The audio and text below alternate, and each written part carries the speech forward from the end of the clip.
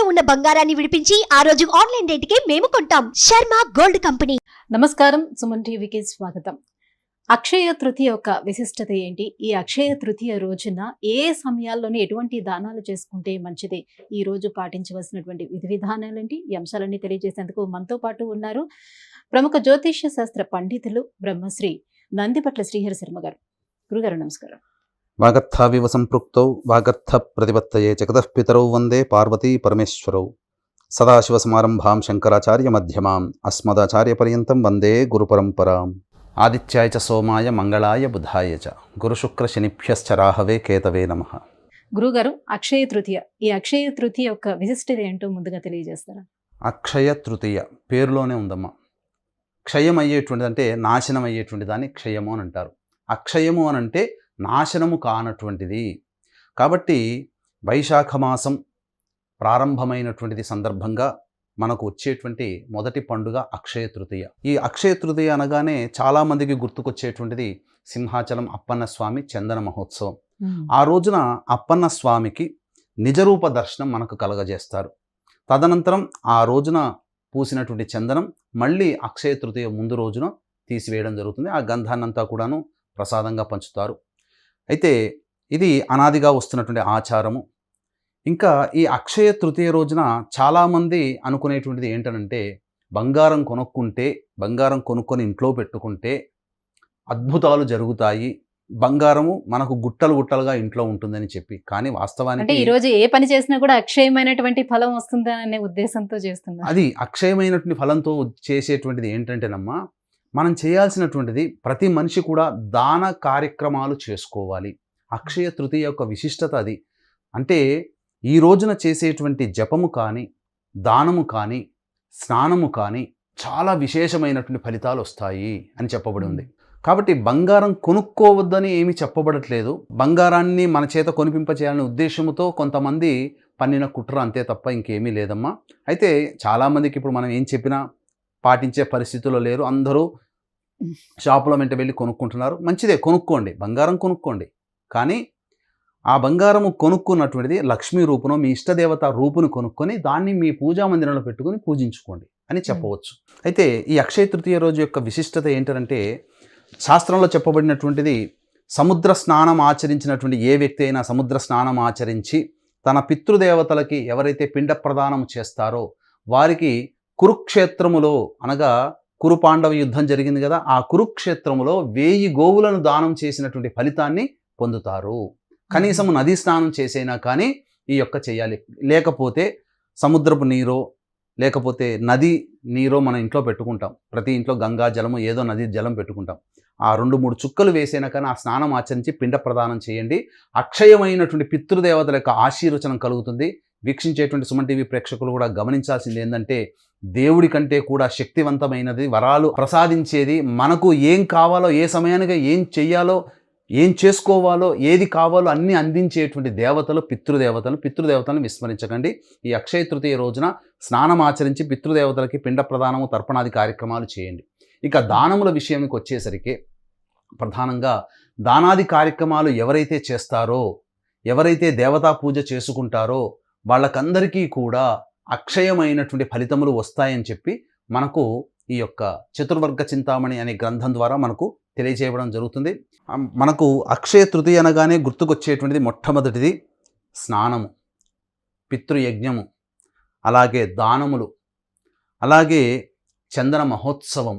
ఇవన్నీ కూడా అక్షయ తృతీయ. లక్ష్మి ఉద్భవించినటువంటి రోజున కూడా అక్షయ తృతీయ అని చెప్పి మనకు చెప్తుంటుంటారు. కాబట్టి ఎవరైనా కానీ లక్ష్మి యొక్క ఆరాధన, ముఖ్యంగా దేవతా ఆరాధన చేయాలి. ఈ అక్షయ తృతీయ రోజున మాధవుణ్ణి, అనగా విష్ణుదేవుని, లక్ష్మీ సహితముగా మాధవుణ్ణి, గౌరీ సహితముగా త్రిలోచనుణ్ణి, అనగా ఈశ్వరుణ్ణి ఆరాధన చేయమని చెప్పి మనకు శాస్త్రం చెప్పబడి ఉంది. ఈ అక్షయ తృతీయ రోజున ఎటువంటి పని చేసినా అది అమితమైనటువంటి ఫలితాలు ఇస్తాయని చెప్పి మనకు శాస్త్రం చెప్పబడింది. కాబట్టి వీక్షించేటువంటి సుమన్ టీవీ ప్రేక్షకులు కూడా ఒంటిపూట భోజనం చేయడం, అలాగే ఈ రోజున దాంపత్య జీవితానికి దూరంగా ఉండి బ్రహ్మచర్యము, వ్రతాన్ని పాటించినట్లయితే ఈ అక్షయ తృతీయ రోజున మనకు గొప్ప పుణ్యము లభిస్తుంది. అంతేకాకుండా ఈ అక్షయ తృతీయ రోజున బలరాముల యొక్క జయంతి కూడా చెప్పబడింది. ఎందుకనంటే బలరాముల గురించి మనం చెప్పుకోవాలమ్మా. ఎందుకనంటే పాప పుణ్యములు అనేటువంటివి మనకు ఉన్నాయి ఈ కలియుగంలో.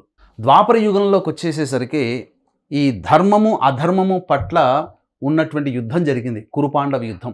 కానీ ఈ ప్రపంచమంతా కూడా 2 భాగాలుగా విడిపోయి యుద్ధం చేసుకున్నాయి. కానీ ఒకే ఒక వ్యక్తి బలరామకృష్ణుల వారు, అనగా శ్రీకృష్ణుడి అన్న, యుద్ధం చేయకుండా ఎవరి పక్షాన పోరాడకుండా తపమాచరించుకోవడానికి వెళ్ళాడు. కాబట్టి అత్యంత పవిత్రమైనటువంటి మూర్తి ఈ బలరామకృష్ణుల వారు. వారిని స్మరించుకోవడం కూడా పుణ్యమే అని చెప్పబడుతుంది. గురుగారు, మరి ఏ సమయాల్లో ఈ అక్షయ తృతీయ రోజున ఎటువంటి దానాలు చేస్తే ఎలాంటి ప్రయోజనం కలుగుతుంది? ఈ అక్షయ తృతీయ రోజున దానాది కార్యక్రమాలు చేసుకోమని మనకు శాస్త్రం చెప్పబడి ఉంది. అయితే శాస్త్రం చెప్పబడినటువంటి విధానంలో మనం చూసుకుంటే, వీక్షించేటువంటి సుమన్ టీవీ ప్రేక్షకులు కూడా అక్షయ తృతీయ కృత్తికా నక్షత్రంతో కానీ, రోహిణీ నక్షత్రంతో కానీ కలిసి వచ్చిన, సోమవారం కానీ బుధవారంతో కలిసి వచ్చిన అత్యంత శుభప్రదము అని చెప్పబడి ఉంది. ఈ అక్షయ తృతీయకు ఉన్నటువంటి విశిష్టత ఏంటంటే, రోహిణీ నక్షత్రంతో కూడుకున్నటువంటి అక్షయ తృతీయ. అంటే రోహిణీ నక్షత్రానికి అధిపతి చంద్రుడు. చంద్రుడు ఉచ్చ స్థితిలో ఉంటాడు, వృషభ రాశిలో ఉచ్చ స్థితిలో ఉంటాడు. ఆ వృషభ రాశికి అధిపతి ఎవరు? శుక్రుడు. వచ్చినటువంటి వారం ఏంటి? శుక్రవారం. కాబట్టి ఈసారి వచ్చినటువంటి అక్షయ తృతీయ బహు ప్రాశస్తమైనది, బహు పవిత్రమైనదిగా చెప్పబడి ఉంది. కాబట్టి ఏ సమయంలో దానం చేస్తే విశేషమైనటువంటి ఫలితాలు కలుగుతాయి, ఏ సమయంలో కనుక మనం పూజ చేసుకుంటే విశేషమైనటువంటి పుణ్యఫలం మనకు కలుగుతుంది అనేటువంటిది మనం బోర్డు ద్వారా తెలియజేసుకుందాం. అలాగే వీక్షించేటువంటి సుమన్ టీవీ ప్రేక్షకులు గమనించుకోవాల్సిన అంశం ఏంటంటే, ఈ యొక్క జగద్గురువులు, ఈ కలియుగానికి జగద్గురువులు ఆదిశంకరాచార్యుల వారు, వారి యొక్క జన్మదినం అనగా 12వ తారీఖు రోజునైంది. ఈ 12వ తారీఖు రోజున వారి యొక్క జయంతి సందర్భంగా, శంకర జయంతి సందర్భంగా మా పీఠం ఆధ్వర్యంలో కేవలం 1000 రూపాయలకి మాత్రమే కర్మదోషము, గత జన్మ కర్మదోషము, అలాగే శాపదోష నివృత్తికి హోమాది కార్యక్రమాలు జరపబడుతున్నాయి. నవగ్రహాల యొక్క అనుగ్రహం కోసం హోమాలు జరపబడుతున్నాయి. కేవలం 1000 రూపాయలు మీరు పే చేస్తే మీ గోతనామాదులతో ఈ కార్యక్రమం జరపబడుతుంది. కాబట్టి అవకాశం ఉన్న వాళ్ళు కార్యక్రమం తదనంతరం కాంటాక్ట్ చేసి పూర్తి వివరాలు తెలుసుకోవచ్చు. ఇక గమనించుకున్నట్లయితే, ఈ యొక్క రోహిణీ నక్షత్రం ఉదయం 10:47 వరకు ఉంది. ఏ పని చేసినా మనకంటూ ఒక శుభ సమయం కావాలమ్మా. కాబట్టి శుభ సమయం అనేటువంటిది మనం చూసుకున్నట్లయితే, శుక్రవారం రోజున సూర్యోదయం 5:35 వరకు ఉంది. దుర్ముహూర్తం 8:09 నుంచి 9 వరకు ఉంది ఉదయం పూట. కాబట్టి ఏ సమయంలో చేసుకుంటే మంచిదంటే, హోరా మనకు మంచిది. లగ్నము అంటే ఆ పూజ చేసే సమయానికి ఉన్నటువంటి లగ్నము ప్రభావం వల్ల, ఆ హోర ప్రభావం వల్ల మనం ఏ సంకల్పంతోనైతే చేస్తున్నామో ఆ యొక్క పూజా ప్రభావము చాలా మనకు యోగాన్నిస్తుంది. కాబట్టి ముందుగా మీరు ఆ సంబంధించినటువంటి అక్షయ తృతీయ రోజున బంగారం కొనుక్కునే అలవాటు ఎలా ఉంటుంది కాబట్టి, లేదా ఇంట్లో ఉన్నటువంటి దేవతామూర్తినైనా కానీ చక్కగా మీరు ఈ యొక్క చెప్పబడినటువంటి హోరా లగ్నము కలిసినటువంటి సమయంలో కనుక మీరు పూజ చేసుకుంటే, ఆ రోజు ఉన్నటువంటి గ్రహ సంపత్తి, గ్రహమాలికా యోగం అనేటువంటిది ఉంది కదా, ఆ గ్రహ సంపత్తి కలిగినటువంటి ప్రభావం వలన మీకు గొప్ప యోగము కలుగుతుంది. మీరు అనుకున్నటువంటి సంకల్పం తొందరగా నెరవేరుతుంది. కాబట్టి ఈ సమయం అంటే ఏ సమయం అనేటువంటిది చూసుకుంటే, ఆ శుక్రవారం రోజున శుక్రహోర ఉదయం 5:35 నుంచి 6:35 వరకు ఉంది. బుధహోర 6:30 నుంచి ఉదయం 7:35 వరకు. చంద్రహోర 7:35 నుంచి ఉదయం 8:35 వరకు ఉంది. కాబట్టి ఈ శుక్రహోర మొదలుకొని చంద్రహోర వరకు కూడా శుభ సమయం. అందులో చంద్రహోరలో కూడా సమయం సగమే. ఎందుకనంటే దుర్ముహూర్తం 8:09 స్టార్ట్ అవుతుంది. కాబట్టి చంద్రహోర 7:35 నుంచి 8 వరకే మీరు పూజ చేసుకోవాలి. ఎందుకంటే దుర్ముహూర్తం ప్రవేశిస్తుంది కాబట్టి పనికిరాదు. ఇక తర్వాత ఉన్నటువంటి శనిహోర ఏదైతే ఉందో 8:35 నుంచి 9:30 వరకు ఉన్నటువంటి శనిహోరని మనం విసర్జించాలి. తర్వాత గురుహోర వస్తుంది 9:30 నుంచి 10:30 వరకు. అయితే ఇక్కడ ఒక చిన్న మనకు కిటుకుంది, ఒక చిన్న యోగములు అనేటువంటివి ఉన్నాయి. కాబట్టి శుక్రవారము సంబంధించినటువంటిది. కాబట్టి వృషభ లగ్నం అనేటువంటిది ఎప్పుడుంది? 5:56 నుంచి 7:57 వరకు ఉంది. కాబట్టి 7:57 వరకు ఉన్నటువంటిది చూసుకుంటే ఈ శుక్రహోర బుధహోర కలిసి వస్తాయి. ఈ శుక్రహోర బుధహోర చాలా దివ్యమైనటువంటి సమయం. అంటే 5:56 వృషభ లగ్నం స్టార్ట్ అవుతుంది. కాబట్టి మీరు 5:35 మీరన్నీ కూడా ఉదయం పూటనే అన్నీ కూడా రెడీ చేసుకొని దేవతామూర్తి విగ్రహం రెడీ చేసుకొని అమ్మవారి ముఖ్యంగా లక్ష్మీ ఆరాధన చేయండి, కుబేర ఆరాధన చేయండి. ఎందుకంటే ధనమిదం మూలం జగత్, కలియుగంలో ధనమే మనకు ప్రధానము కాబట్టి అన్ని రకాల సమస్యలు ధనంతో ముడిపడి ఉన్నాయి కాబట్టి ఆ దేవదేవుని యొక్క అనుగ్రహం కలగాలనుకున్నప్పుడు వృషభ లగ్నంలో గురుచంద్రులు గజకేసరి యోగం, గురుచంద్రులు కలిస్తే గజకేసరి యోగం కాబట్టి లగ్నానికి యోగకరుడైనటువంటి బుధుడు లాభస్థానంలో ఉంటాడు, సప్తమాధిపతి కూడా కుజుడు లాభస్థానంలో, పాపగ్రహం లాభస్థానంలో, ఇన్ని రకాలుగా యోగవంతమైనటువంటిది కాబట్టి ఈ యొక్క వృషభ లగ్నం ఉన్నటువంటి సమయం మనం చూసుకున్నట్లయితే 5:56 నుంచి 7:57 కాబట్టి ఈ రకమైనటువంటి శుక్రహోర బుధహోర కలిసినటువంటిది కాబట్టి ఆ రోజున లక్ష్మీ యొక్క మూలమంత్ర జపం చేసుకుంటే చాలా మంచిది. కనీసం లక్ష్మీ గాయత్రినైనా కానీ, అంటే ఏంటి, ఓం మహాదేవ్యై చ విద్మహే విష్ణు పత్న్యై చ ధీమహి తన్నో లక్ష్మీ ప్రచోదయాత్, లేదా లక్ష్మీ అష్టోత్తరాన్ని ఈ సమయంలో వీలైనన్ని సార్లు పఠించండి. ఈ సమయంలో లక్ష్మీ సహస్రనామాన్ని పఠించండి, లేదా ఓం మహాదేవ్యై చ విద్మహే విష్ణు పత్న్యై చ ధీమహి తన్నో లక్ష్మీ ప్రచోదయాత్, ఇది కాబట్టి ఈ యొక్క నామాన్ని. కానీ ఆ రోజున ఏం చెప్పబడి ఉంది, మాధవనగా లక్ష్మీనారాయణుణ్ణి గౌరీ సమేత ఈశ్వరుని పూజించమని చెప్పబడి ఉంది. కాబట్టి ఆ విధంగా ఆ దేవతల్ని పూజించి ఉదయం సూర్యోదయం మనకి ఏమైపోయింది, సూర్యోదయం మనకు 5:35 కదా, ఈ 5:35 నుంచి మీరు మొదలు పెట్టుకొని సంకల్పం చెప్పుకొని మీరు పూజ ప్రారంభించుకోండి. ఈ యొక్క లక్ష్మీనారాయణుణ్ణి పార్వతీ పరమేశ్వరుల్ని పూజించి ఈ సమయంలో మీరు ఆ యొక్క మూల మంత్రాన్ని లేదా లక్ష్మీ గాయత్రిని మీరు ఉపాసన చేయండి. ఈ సమయంలో చేసినటువంటిది అక్షయమైనటువంటి ఫలితములు వస్తాయి. అలభ్య పుణ్యతిథులలో అక్షయ తృతీయ కూడా ఒకటి కాబట్టి వీక్షించేటువంటి సుమన్ టీవీ ప్రేక్షకులు ఈ సమయాన్ని మీరు వదులుకోకండి. ఇక తరువాత చూసుకున్నట్లయితే కర్కాటక లగ్నం 10:09 నుంచి మధ్యాహ్నం 12:21 వరకు ఉంది. కాబట్టి ఈ కర్కాటక లగ్నానికి ఏమవుతుంది, లగ్నాధిపతి అయినటువంటి చంద్రుడు ఉచ్చస్థితిలో ఉన్నాడు, గురువు కూడా లాభంలోకి వస్తాడు, దశమంలో రవి శుక్రుడు, అలాగే బుధుడు కుజుడు భాగ్యంలోకి వస్తారు. ఈ కర్కాటక లగ్నము 10:09 నుంచి 12:21 మధ్యాహ్నం వరకు ఉంది. కాబట్టి ఈ శుక్రహోర బుధహోరలో చేసినటువంటి పూజ ఏదైతే ఉందో దానము చేయమని చెప్పబడింది శాస్త్రం. దానం ఏం చేయమన్నది, విసనకర్ర, చెప్పులు, ముఖ్యముగా ఉదక కుంభ దానము చేయమని ఉన్నది. ఉదక కుంభ దానము అనంటే నీటితో నింపినటువంటి కుండని మూతతో సహా పెట్టి ఈ విసనకర్ర, చెప్పులు, లడ్డూలు దానం చేయమన్నది. లడ్డూలు, తర్వాత మీరు బంగారము దానం చేయమని ఉన్నది. కాబట్టి ఈ రోజున బంగారం ఎంత అవుతుందమ్మా, 5,000 రూపాయలు ఎంతో గ్రాము ఉంటుంది కదా. మీరేమి గ్రాములు దానం చేయాల్సిన అవసరం లేదు. ఒక్క అరగ్రాము, ఒక్క పావు గ్రాము, అరగ్రాము అయితే 2,500కి వస్తుంది, 2,000 రూపాయలకు వస్తుంది. అరగ్రాము మీ శక్తి కొలది. ఆ అరగ్రామునైనా గ్రామునైనా అమ్మవారి రూపుని లేదా ఈశ్వరుడి రూపుని మీరు చిత్రీకరించుకొని బంగారు షాపులోకి వెళ్తే ఇస్తారు, అరగ్రాముకైనా కానీ ఇస్తారు. ఈ విసనకర్ర, చెప్పులు, ఉదక కుంభదానము, ఇవన్నీ కూడా లడ్డూలు, ముఖ్యముగా మజ్జిగ అన్నము, ఇవి మరియు ఈ యొక్క బంగారము దానం చేయమని. ఇంత చేస్తే ఎంత ఫలితం వస్తుంది. కాబట్టి గ్రాములు చేయకపోయినా అరగ్రాము, పావు గ్రాము అయినా కానీ మీరు దానం చేయండి. ఆ అక్షయ తృతీయ రోజున బంగారం దానం చేయమన్నది శాస్త్రం. కాబట్టి శాస్త్రం చెప్పిన విధానాన్ని పాటించండి. అయితే ఇది శాస్త్రం ప్రకారము అనాదిగా వస్తున్నటువంటిది బ్రాహ్మణుడికి దానం చేయమని. అయితే మానవ సేవే మాధవ సేవ, ప్రతి మానవుడిలో కూడాను దైవం చూడమన్నది శాస్త్రము. కాబట్టి మీరు ఆ దానం ఏదైతే ఉందో ఆ దానము ఈ యొక్క కర్కాటక లగ్నం 10:09 నుంచి ఈ సంబంధించినటువంటి గురుహోర ఉంది కదా, 9:35 నుంచి 10:35 వరకు ఉందమ్మా గురుహోర.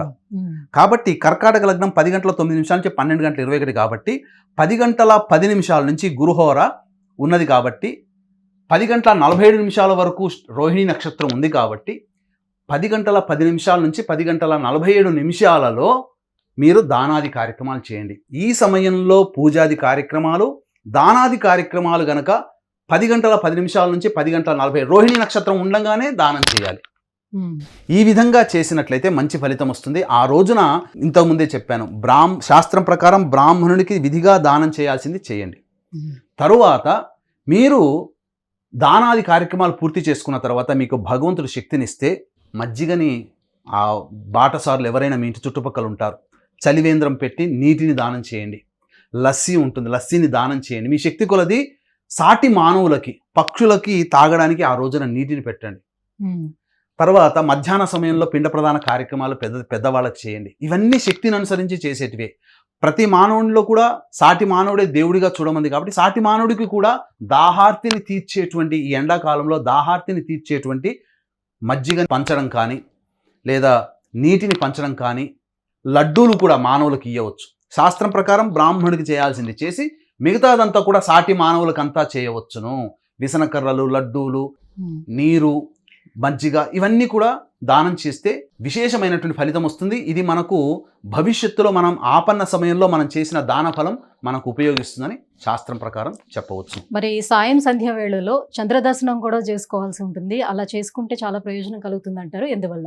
సాయం సంధ్యా సమయంలో అక్షయ తృతీయకి ఒక గొప్ప విశిష్టత ఉందమ్మా. సంధ్యా సమయంలో చంద్రదర్శనం చేసుకోమన్నది శాస్త్రం. చంద్రదర్శనం చేసుకున్నట్లయితే అంటే ఏంటనంటే, మీరు ఆ అక్షయ తృతీయ రోజున చంద్రుని గనక చూసుకుంటే అయ్యవారి సిగలో, అమ్మవారి సిగలో, కిరీటంలో చంద్రుడు నెలవంక ఏ విధంగా ఇలా ఉంటాడు, నెలవంక, ఆ నెలవంక ఆ విధంగా మనకు కనబడుతుంది. చంద్రుడు మీరు ఏ చిత్రపటంలో చూసినా ఈశ్వరుడి సిగలో, అమ్మవారి కిరీటంలో చంద్రుడు ఎలా అయితే నెలవంకగా ఉంటాడో ఆ అక్షయ తృతీయ రోజున అదే ఆకారంగా మనకు చంద్రుడు కనబడుతుంది. గొప్ప విశిష్టత ఏంటంటే, అక్షయ తృతీయ రోజున చంద్రుని గనక దర్శనం చేసుకుంటే అరుణాచల గిరి ప్రదక్షిణతో పాటు అరుణాచలేశ్వరుని యొక్క దివ్యమైనటువంటి వివాహ మహోత్సవాన్ని అక్కడ ప్రత్యక్షంగా మనం ఉండి చూసినంతటువంటి ఫలితాన్ని మనం ఇక్కడ ఉండే చంద్రుని దర్శనం చేసుకోవడం వల్ల కలుగుతుంది. ఇది మనకు శాస్త్రంలో చెప్పబడి ఉంది. కాబట్టి మీకు ఆ సమయం కూడా చెప్తాను. ఎందుకనంటే సంధ్యా సమయంలో మీరు రావి చెట్టు చుట్టూ శివాయ నమః అంటూనో లేకపోతే విష్ణవే నమః అనుకుంటూనో ఒక 54 కానీ 108 ప్రదక్షిణలు కానీ చేసి అప్పుడు ప్రదోషకాల సమయంలో చంద్రుని దర్శనం చేసుకోవాలి. ఏ సమయంలో చంద్రుని దర్శనం చేసుకోవాలి అని అంటే, సాయం సంధ్యా సమయంలో వృశ్చిక లగ్నం 6:35 సాయంత్రం నుంచి 8:51 వరకు ఉంది. ఆ సమయంలో 7:35 నుంచి 8:35 వరకు శుక్రహోర ఉంటుంది. కాబట్టి శుక్రవారం రోజున ఏర్పడినటువంటిది శుక్రహోరలో చంద్రుని గనక దర్శనం చేసుకుంటే కనుక సాయంత్రం 7:35 నుంచి 8:35 మధ్యలో చూసుకుంటే వృశ్చిక లగ్నం ఉంటుందమ్మా. ఈ వృశ్చిక లగ్నానికి గురుచంద్రుల యొక్క వీక్షణ ఉంటుంది. ఈ సమయంలో గనక గజకేసరి సమయంలో ఉన్నప్పుడు పూజ ప్రారంభించారు, గురుహోరలో మీరు దానం చేశారు, శుక్రహోరలో మళ్ళీ చంద్రుని దర్శనం చేసుకుంటున్నారు. కాబట్టి అద్భుతమైనటువంటి ఫలితము ఈ చెప్పినటువంటి విధంగా వీక్షించేటువంటి సుమన్ టీవీ ప్రేక్షకులు గనక ఆచరించినట్లయితే తప్పకుండా మీకు మంచి జరుగుతుంది.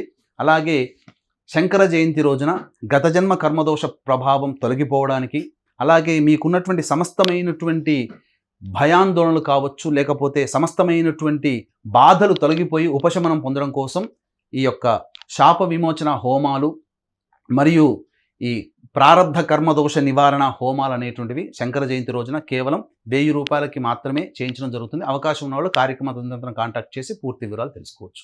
గురుగారు, అక్షయ తృతీయ యొక్క విశిష్టత ఏంటి, ఈ రోజు పాటించవలసినటువంటి విధి విధానాల గురించి తెలియజేసినందుకు ధన్యవాదాలు. సర్వం శ్రీ ఉమామహేశ్వర పరబ్రహ్మార్పణమస్తు. సుమన్ టీవీలో మీ పర్సనల్ అండ్ బిజినెస్ ప్రమోషన్స్ కోసం కింది నెంబర్కి కాంటాక్ట్ చేయండి.